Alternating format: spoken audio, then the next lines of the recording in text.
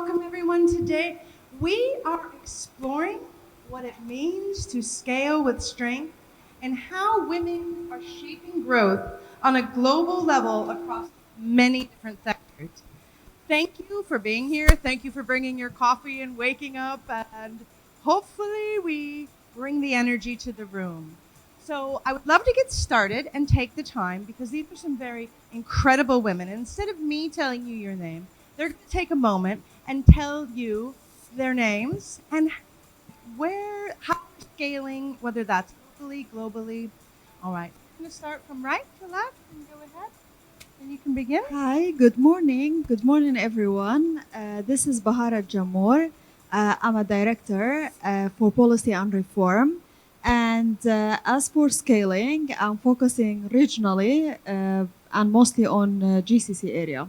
I'm very pleased to meet those incredible women and looking forward.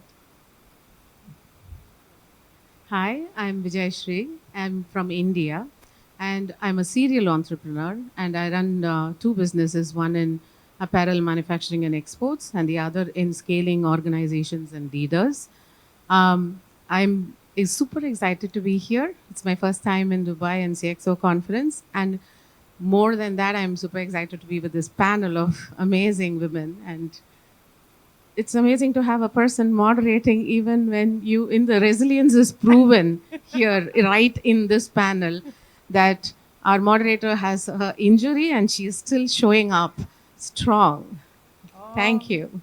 Thank you so much. And again, I am Amy of Open Wonder Learning. I'm the founder and CEO, where we are reimagining education from the ground up with a new philosophy and framework. And we are scaling globally because we all know education needs to change in order to feed the businesses and companies of the future exactly the type of critical thinkers and creative people that they need in order to know the future of learning.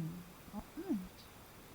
Hi, thank you, Amy. I'm Laura Trendle of the Game Changer Consultancy and from the UK, Europe, and working internationally with leaders in government and corporate businesses. Focusing on leadership and strategy, we've developed the first psychometric to measure integrity-driven decision-making with the Game Changer Leadership Quotient and the Game Changer Leadership Academy to support founders and educational leaders in developing their business. All right. And Mika. I'm Mika. I'm based in Tokyo, Japan, and thank you for inviting me here today. And I'm really happy to be here. So I'm serving as a director of business strategy and operations of the Japan affiliate of Gilead Sciences, a US-based pharmaceutical company. And my background is the 20 years experience of healthcare industry. And my background is the corporate strategy, kind of so developing the comprehensive business strategy in global and regional and local. Thank you so much. As we begin today, I want you to take a moment and I want you to think about where you have seen growth that felt strong and sustainable in your business, as well as considering what scaling with strength means to you as a brilliant, amazing women divulge their answers. So thinking about we're all going to join this with different perspectives because we're all in different fields, and that includes you yourself. So we're going to open up the first question. And in your field, what does scaling with strength actually look like? All right. I would love to begin with Laura. Thank you. Thank you.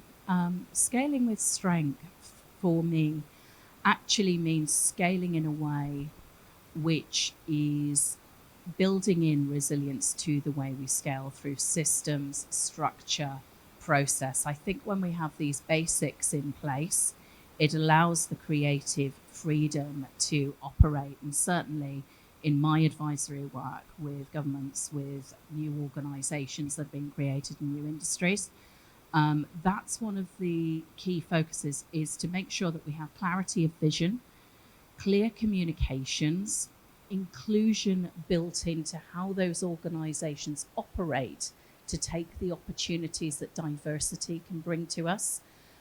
Without diversity, we often can't take the opportunities available because we don't have the right view of the market. So for me, it's really critical that we build that in with the organisations that I advise to scale, Amy. Thank you. And that is such incredible advice. And now we're going to move on and go ahead and take your turn. Thank you. I work with a lot of organizations, and I can take my own organization as an example too. Scaling with strength is, for me, and the work we do is to separate scaling just the revenue, but also scaling with a systemic resilience. And you can scale with systemic resilience when you are culturally aligned and you're strategically agile. So that's the best way to scale the entire organization towards growth and a sustainable growth. So the focus should be on culture, strategy, and leadership. Incredible. And Yeah, thank you. I think ladies actually mentioned most of the, let's say, incredible practices when you scale. One of the things that I actually so much agree with, it's like scaling, as Sherry said, in different levels. It's not just you go one direction, you have your revenue, you have like your goals, your, KPIs met, but also being inclusive.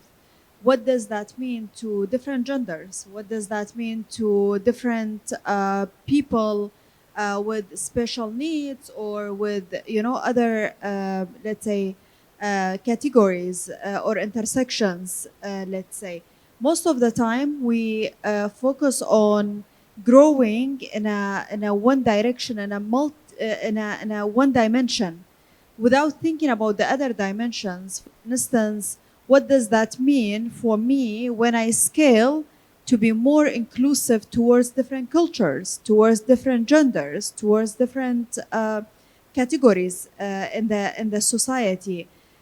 Does that also mean for me that the investment that I do is more valuable for the society or not? So it's just like it's not thinking one way about your company, your growth, but also how to give back, how to actually scale something that people would appreciate, that's going to be more rewarding in the future for you. Most of the time, because as let's say managers or let's say founders, CEOs, or whoever in leadership position, we think about the quick win. We forget that there is something much bigger than that that's gonna bring us more reward. Where we are inclusive, we can actually have better outcome in the future. Probably not in the next 3 months, but in the next year. So yeah, I think inclusivity is the key. And I really, really value that answer because it kind of leads into what I believe scaling with growth means. So to me, scaling with strength and growth means really protecting the values of the company while protecting the people. Because I have worked both inside education systems, the corporate world, and I have seen where humans are treated like numbers instead of them. They're even unclear at the mission or why they're doing what they're doing. So when we align our people and they feel seen and heard, they're going to feel valued, and instead of comply, they're going to create. And you want someone that's co-creating your vision with you and supporting, and like you said, it might take a little bit longer, but that is more powerful and more it scales with more strength than if we have them complying with whatever that we're needing. So strength in my world is the ability to scale without breaking the people inside your company. So, so scaling in my field is the expanding our footprint through the through the repeatable and sustainable operating model by enhancing our core advantage like the robust science evidences and also the trust relationship with the multiple stakeholders like customers, patients, communities, and the other academics. And also from the perspective of women leadership, I agree with the other members mentioned. So that's I think that women tend to integrate the multiple perspective as like the collaboration and the communication. So balancing the global consistency with the local adaptation, and also it's maybe kind of so Japan specific thing, cultural nuance. So the women as they tend to the how can I say that integrate, reflect this kind of thing. I think. Anyone have anything else to add to what it means to strength? I was just going to say the other thing as well when we're scaling is it is so important that we trust and empower our people, building on your point, Amy. When we trust and empower, that is what gives us the energy and the access to talent to be able to scale. I think people that feel valued, that are aligned with the mission of an organization, that understand, as Bahar said, that there is a bigger purpose. When we create a business, we are creating a product or a service that essentially should be of benefit to people, whether that is other corporations, whether it's individuals. So I think we can align that people, purpose, planet, along with the profitability. Those are key to success. Yes, and I truly, I think every single one of us have hit on a very important point of scaling with growth, and the fundamental part of how our people are the people. I think about it in my own as we're scaling and bringing in on people as a new startup, and it is powerful when we have alignment. So as we move on, I wanted you to think, as we move on to the next question, I want you to reflect for a moment in your own world on the qualities that you think that make scaling sustainable rather than stressful. And take a moment, like a minute or so, and just write down a few words that come to mind that if you were to scale in a sustainable way rather than a stressful way, what would that look like for you and for your company? So just take that moment. All right. And as we move on, we're going to dive a little deeper into this conversation, and we're going to talk about how women are now reshaping growth on a global scale. And I think that this panel has brought an interesting perspective on how we think women are reshaping growth on a global scale. So, are you ready for the question, ladies? Here we go. How are women driving growth differently in your sector? And what changes when when women lead in the scaling process? One more time. How are women driving growth differently in your sector? And what changes when women lead the scaling process? All right, would you like to start? Absolutely. In India, women in leadership is really rising, and it is beautiful to work with these women leaders who are actually changing the way the organizations are scaled by enabling organizational permeability. So what happens is they go beyond structure, process, revenue, and they go beyond and scale the people systems internally. Psychological safety is much better because as women, we tend to care more. So the empathy and compassion comes naturally to us. So when a women leader moves from a reactive tendencies to scaling their creative competencies, they can really do wonders because they look at it very systemically. They look at the system, not just themselves or an individual or just a layer in the organization. So what happens is your succession is planned, middle management is given importance, and employee relations are viewed and enabled in a better way. And this allows an organization to thrive in a very different way and scale together in a cohesive way, which is beautiful to witness. Oh, and I think that that is a beautiful answer. So I want you to, while we're shifting into the next speaker, think about a moment when a woman leader shifted the direction of a project or a team in your own business. So I'm going to have Laura answer this question now because she has a really unique perspective as well.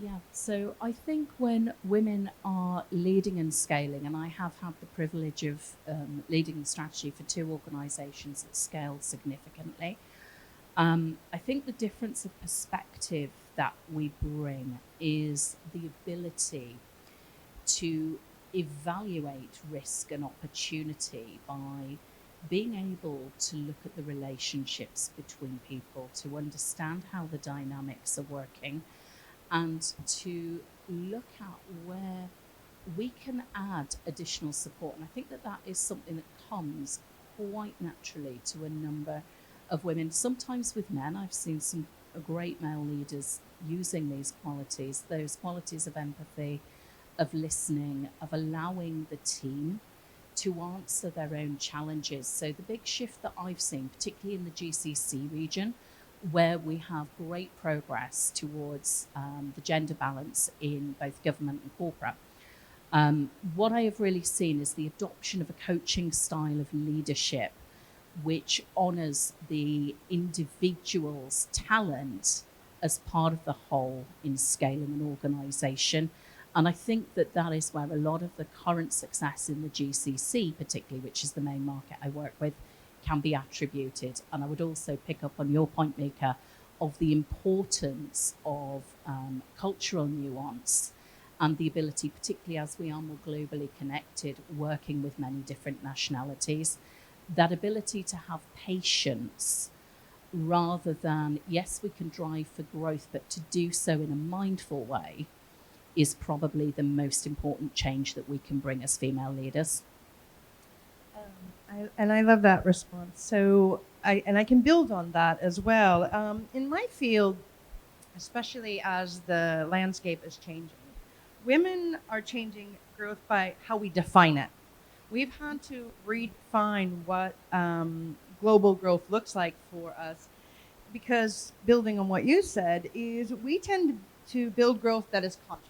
So we lean more into conscious growth, meaning it's rhythmic. We follow the sustainability of it, and it's human centered. And we pay attention to like what you said, the emotional well-being, the connection, making sure that the people around us have purpose and they're working in their genius zones. When we are conscious about where we place people, and they're working and leading in the place that just lights them up, that can really drive the global growth. And I think women in our sector are really leaning more into that and putting people in places where they are the core drivers of trust, creativity, and long-term team innovation. So, Micah, would you like to answer the question? Yeah. So please let me introduce the Japan's example. So I think the important thing is how we can bring male uh, into this movement, not only women. So the how can I say that? I don't want to emphasize the difference between male and female. So it's kind of male versus female.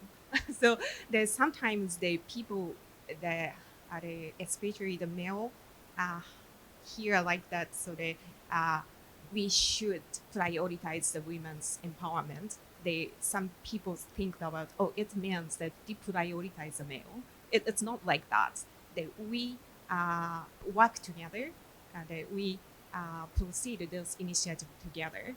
That in Japan, for example, the interesting, I think as you may know, the gender gap score, the the the Japan's rank is 118 among the 140 countries. It's quite low. It's quite low. So to accelerate the female to come back to work, the most of Japanese company introduced the flexible working policy, especially the women who have the children, and after introducing this flexible working policy, that not only female, the male employees started to utilize this flexible working policy. So it means to create the environment for the comfortable for women and to empower the women. It means that to create the environment for all people. So beyond the gender, beyond the age, beyond the generation, and beyond the nationality, they create for a good environment for all. This is, I think, that it's a good concept for all. Can I just add on that? Because we had a great example in BT Yep. when we were first starting. That was where I started my career with flexible working. And we actively promoted the senior male directors to be arranging meetings that started after 10 to close meetings by 3, and actually asked them to put their hands up and say, actually, yes, I as a senior male director, I'm going to do the school run and take time with my family. And the men role modelling that for the women was so powerful in creating. We had 100% female returners after maternity, which was fantastic. So I think really valuable points there. Thank you. And I absolutely love that balance. And this goes back to what we were saying is we're shifting the definition of what it means to scale with growth.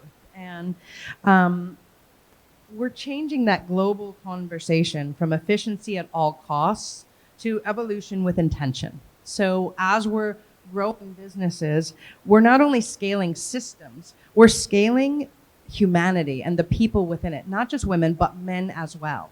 And that changes everything about culture, outcomes, and impact.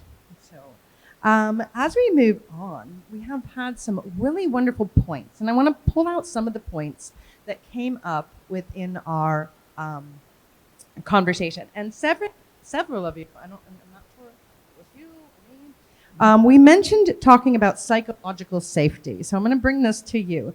And why do you think psychological safety matters when scaling?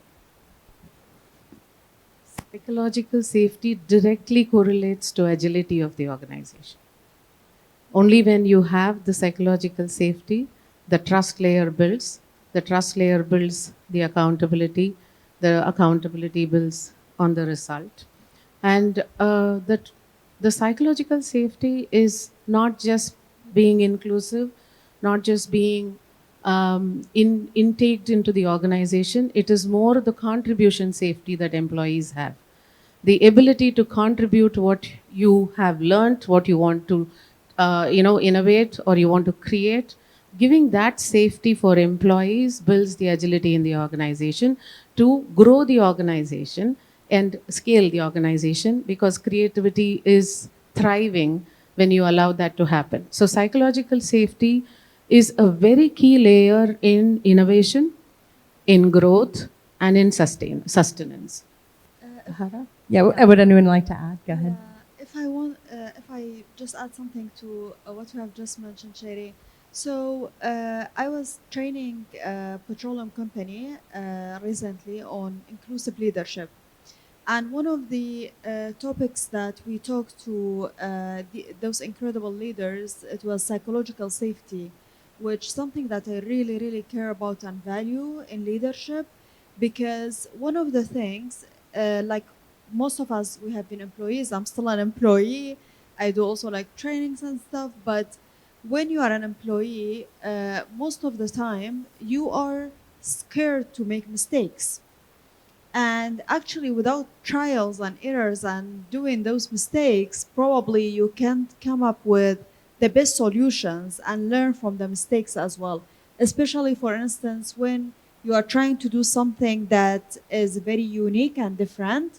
And psychological safety is also like particularly important for this, let's say, progress of the company, because you are there to speak to your leadership. You are there to actually say that I have made a mistake, and you know that they will accept that and they will try to find a solution with you other than being against you. So I think that's very, very important in the scaling, that it's painful, it's costly sometimes, but trusting people, giving them that psychological safety to speak up, to try to do, is very, very important. Yeah. And I think you something really wonderful there. When we talk about making a mistake and that vulnerability and feeling safe to be vulnerable enough to speak to your leader, I know as living in both corporate world and education, we come across leaders who you do not feel psychologically safe. So when we become that leader that we wish to see, our employees will show up. And sometimes they'll show up with the mistake and the solution. They're like, okay, I did do the mistake, but however, I have two other solutions that I think will work. And I think a bell has gone off for Laura here. Absolutely. So one of the things we're very conscious about in working with high-performing teams is to reframe the language. It is not a mistake. It is a learning opportunity. And if we are pioneering, we're going into new markets, new technologies, we cannot avoid the need to take risk. If we are doing things first, there is no template. We have to rely on our knowledge, on the trust, on the expertise of our teams to bring that, because we're asking them to do something new. So, creating a culture where there is no judgment, where there is no blame, where there is no fear. And I think this also goes back to Mika's point on when people feel disenfranchised, like the fear of, if I can make a mistake, I'm going to lose this, or my social value in the organization is going to diminish. I think we need to remove that, because if we're growing a business, we are creating opportunity for more people, not taking away opportunities of others. And I love how you're saying that, because even as we're reimagining education, that's what we're building for children now.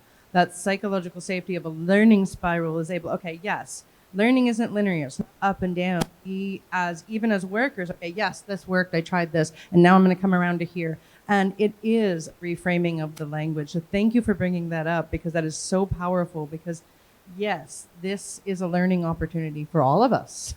And we know in business, not everything goes to plan. So, Mika, did you want to add anything, or are you good?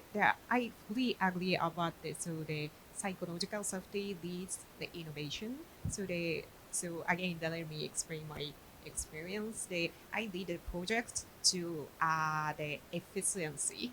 the one function to never proceed the promote those initiatives, and I discussed with the younger generations that they said we have lots of ideas, but here supervisor that usually, oh, you are not matured, so your idea must be wrong, so they cannot speak up anything. So however, they have lots of good idea. As a result, so we pick up the young generation's idea. The project completed successfully. So it's a good example to innovation that comes from the speak up culture. Okay, so that is wonderful. So some key points that came out during this conversation to note were: women drive global growth through relational intelligence, collaboration, trust building. We reshape systems by creating inclusivity, breaking structural bias, and women leadership changes representation, expectations, and outcomes in global operations. And while all of that is amazingly true, through all that, we strengthen long-term growth by focusing on fostering psychological safety, clarity, and human connection. So women are truly shifting this conversation around how we're scaling businesses. And if we were to have a takeaway, and the audience remembers one thing, and that is our audience at home and our audience here, if they remember one thing about how women scale with strength, what do you hope that is that they take away from this conversation? So this is, yes, I would love for you to start. So I think I'm gonna share two things like quickly. One of them is you are there not only for yourself, you are there for others as well. So as a woman, I always think about I'm not there just to protect myself or to do something for myself. No, I need to think about others, about other women, about other segments in the company when I write any policy, any procedure, any system during scaling, or even in the normal time. And the other thing is, if it's not written, it stays within a very limited time. So please systemize the values, systemize what you want people to actually handle as a culture. If you want them to be inclusive, make your policies inclusive. If you want them to be leading with excellence, make your policies, procedures, and everything you do, your systems to be towards that. So people, if they come and go, they still have the same values because these are the company's value, not just the person's value. And thanks. And what would you like for the audience to take away if there were one thing about women, growth, and leadership and scaling? In scaling, be it women or man, um, I'm sure the takeaway is to be inclusive, help women grow, think about it more, not um, not organic, but more a sponsorship-based growth where you bring and scale women, because it's very important to have that balance in the organization. And once you have that balance, you'll start seeing that the work that is done in an organization is not transactional anymore, and it becomes transformational. That is the shift that comes when you have more women in the system, because naturally we have the ability to grow. That comes very naturally, right? Give us anything, we just grow it. And I think we are born with that strength. That's our super strength. So bring in more women, make it more transformational, lead with empathy and compassion, and whoever you are leading, do not get into that expert trap. Scale people under you. The expert trap is a limiting factor in any organization's growth. The minute you move away from the expert trap and think that I have others, we need to include all these minds, all their ideas, collaborate, communicate, and grow, and that is where your strength is. Thank you. I think that's very powerful, and I think that leads right into what I believe is the future of growth will be defined by leaders who can integrate humanity and intelligence with the same weight, that social intelligence. We know AI is going to make everything faster, but speed without consciousness is just chaos at scale. And women are bringing that emotional intelligence in order to bring the clarity and relational skills that create sustainable values when we are line growth. So the next decade is not about how fast we scale, it's about how consciously we scale. All right. I'm going to say be decisive and intentional about the impact that you want to create through your organization, through your mission. I think picking up on Bahar's point, absolutely, values are where it starts. And I think we must hire for the cultures that we want to create. So we've got to be very clear. And sometimes in the early stages when we're scaling, things can get a little bit wobbly. We can find that people go off script. If we can mindfully bring them back onto course kindly with compassion, as you say, reinforce those strong cultures and values, I think if you've got a team that play as one team, you're going to have success. Micah? And the one thing I want to mention is the page 3, rather than focusing on the difference between the male and the female, it meant even among individual, they work together to create the environment to empower the women. That especially it means that to develop the environment for all, the fair and equal and comfortable environment for all, so beyond gender, generation, and nationality, and all other social background, I think. Oh, a bunch of powerful women's helping us understand how to scale with growth and leadership from the female perspective. Thank you for sharing all of your. I was wondering, we left time for you to ask any questions that you may have around women scaling and global growth. Oh, amazing. I can't go give him a mic. Can someone give him a mic? If I saw one out there. All right, amazing. I thank you. Hello, good morning. Thank you very much. I have a question. While I was listening to you guys, I was looking through an OECD report. It shows consistently that the dropout rate of females in senior management positions is considerably higher than those of males. So my question actually to you is, which measures or decisions have you or have you convinced that you take that step into senior management without dropping out? There must be some psychological barrier or something there. That is a very powerful question. I know both of you want to jump into that? So I just thank you so much for your question. I actually recently I'm working on a research on women in executive leadership in GCC. Is it a hell or paradise? And one of the like major focus of the research was about women coming back to leadership positions after maternity leave, especially. And the rate is very low. It's around like 40% of them they come back, and 40% of that 40% are actually coming back for the same positions that they were in. There are so many reasons why they don't come back, and what so many barriers.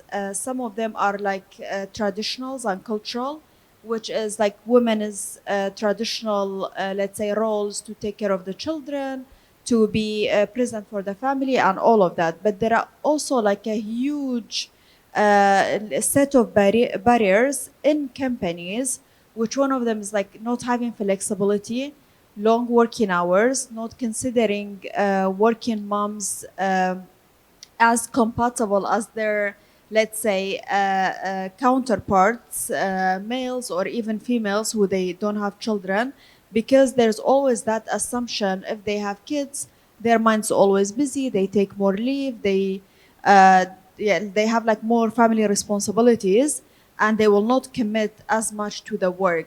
So basically, our paper gonna actually like come out very soon, but there are a set of criteria that companies should consider them, so women come back, which is flexible working hours, being adaptable, thinking about more values, creativity, supporting women with coaching programs, with mentorship programs, with having more flexibility in the decision-making roles and their leave and all of that.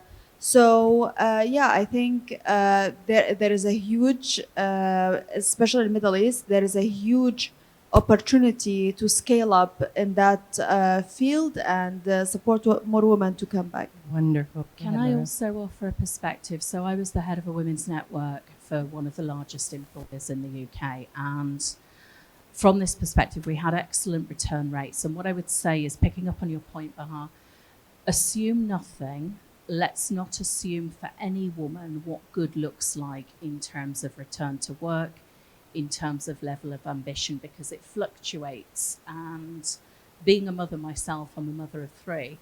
Knowing when you want to be able to lean into your career, when you want to have flexibility, when you want to focus on key priorities is key. So the best thing that men and women managers can do, managing anybody that's returning after maternity or even after other big life events, can be to listen constructively to what adjustments that person needs as an individual, rather than following blanket policy. And I think a big mistake is blanket policy over individual practice. And I think that's something we have to get our HRDs on board with.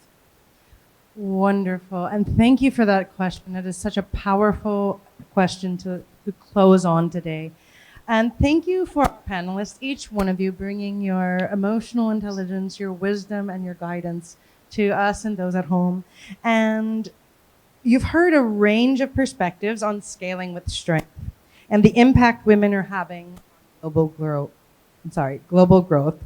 We invite you to take these insights back to your own organizations and continue this conversation, because, like you said, assume nothing, because it can change and the landscape is continually changing. So having these conversations, just like we're having today, can be powerful for your organization, as you've said. All right, we want to thank you for your time.